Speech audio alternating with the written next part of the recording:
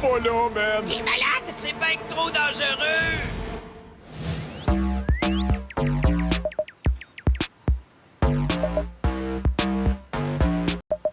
Hey, merci beaucoup, Mélissa, de me recevoir dans ta région. Ça me fait plaisir, vraiment. Tu es directrice de la santé publique en Estrie. Tu es aussi médecin spécialisé en santé publique. Exactement. La maladie de Lyme, là, c'est depuis quand que c'est devenu un sujet d'actualité, là? Bien, je te dirais là, qu'à l'échelle du Québec, avant 2011, il y avait à peu près pas de cas. Puis Ouais. les cas de maladie de Lyme qu'on avait, c'était surtout des gens qui avaient acquis la maladie en voyage, par exemple, dans le nord-est des États-Unis. Ouais. Mais depuis 2011, là, vraiment, ça s'est mis à augmenter. On a eu comme une trentaine de cas. Puis là, l'an passé, 329 cas. Donc, ça a augmenté d'un facteur 10 en seulement 5 ans. Est-ce qu'on sait pourquoi? Je veux dire, qu'est-ce qui a changé exactement, là? C'est une tique qui transmet une bactérie. Donc, ça veut dire que la tique, elle a comme migré? La tique, elle a vraiment pris de l'expansion puis elle s'est mieux établie dans certaines régions du Québec, là, surtout l'Estrie, la Montérégie, un petit peu l'Outaouais, Mauricie, centre du Québec. Quand on marche dans un sentier comme ça, il me semble que la tique, elle va pas nous sauter dessus quand même. Elle est où en tant que telle? La tique, là, elle saute pas, elle vole pas. Donc ça, soyez rassurés, là, quand vous êtes au milieu d'un sentier, il n'y en a pas de danger, OK? La tique, elle peut se retrouver dans les herbes hautes, dans les forêts, les boisés. Donc, il faut vraiment être en contact avec ce genre d'herbes-là. Puis, la tique a la fâcheuse habitude d'aller s'installer dans les endroits où on veut pas, dans les aines, les aisselles, le nombril, en arrière des oreilles, dans le cuir chevelu. C'est pas moi qui ai décidé de m'habiller comme ça, OK? Puis on m'a dit en tout qu'il fallait que je mette mes bas par-dessus mes pantalons, d'avoir tout cet accoutrement-là qui est un peu ridicule. Tu as vraiment l'habillement parfait du parfait randonneur dans une région à risque de maladie de Lyme. Bravo. Le parfait randonneur, j'aime ça. Ce qui m'embête un peu, c'est que c'est pas tout le monde qui va avoir tout ça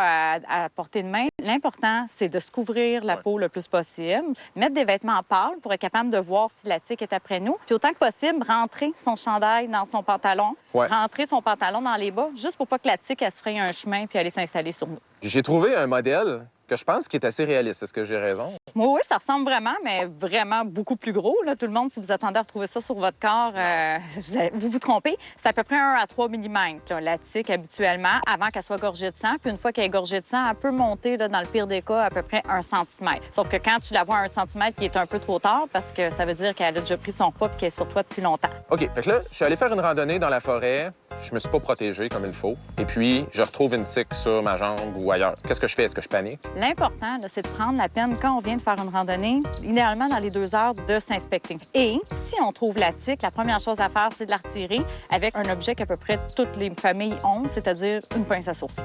Il faut y aller doucement, à la verticale, puis il faut aller chercher la tique le plus proche de la peau. C'est dans l'abdomen, dans le ventre, là, qu'on va avoir la bactérie. Donc, ce qu'on veut pas, c'est aller effoirer l'abdomen parce que là, ça va favoriser la transmission de la bactérie dans notre corps. La plupart des gens pensent que piqûre de tique égale automatiquement maladie de Lyme. Dans les régions les plus affectées du Québec, là, où est-ce qu'on se trouve, par exemple, en ce moment, ça va être 25, peut-être 30 des tiques qui sont infectées par la bactérie qui cause la maladie de Lyme. OK. Donc, en partant, il faut quand même relativiser, mais il y a d'autres régions du Québec où ça va être 0, 10 là. Ensuite, il faut que la tique reste accrochée après toi pendant au moins 24 heures. Donc, si tu enlèves la tique moins de 24 heures après qu'elle t'ait piqué, tu es à peu près certain de pas développer la maladie. Si la tique, elle mesure 1 à 3 mm, là, je veux dire, c'est microscopique, là.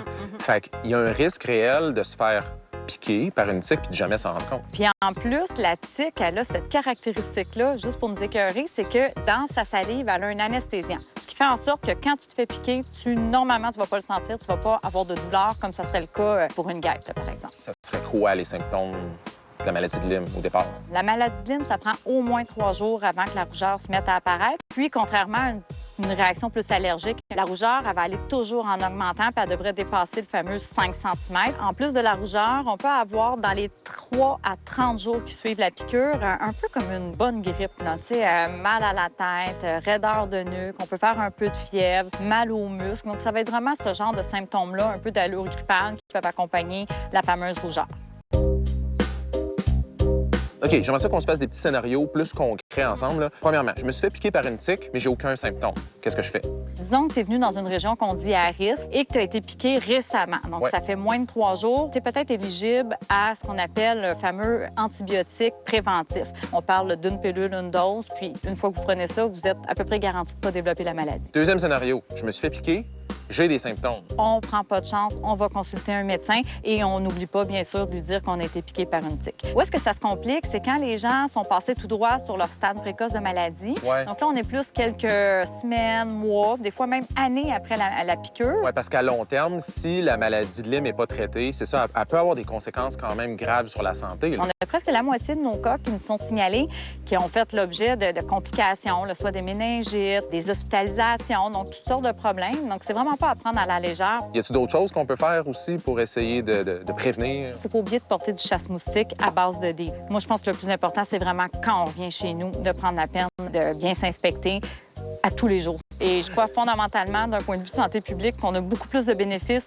à aller se promener dans la forêt puis bénéficier de ce que la nature a à nous offrir que de se priver pour la tique. C'est pas elle qui va gagner, c'est nous qui va la gagner sur elle. Et merci beaucoup, Mélissa. Je suis plaisir. rassuré, puis maintenant, je vais pouvoir aller me changer. Mesdames et messieurs, nous amorçons notre descente.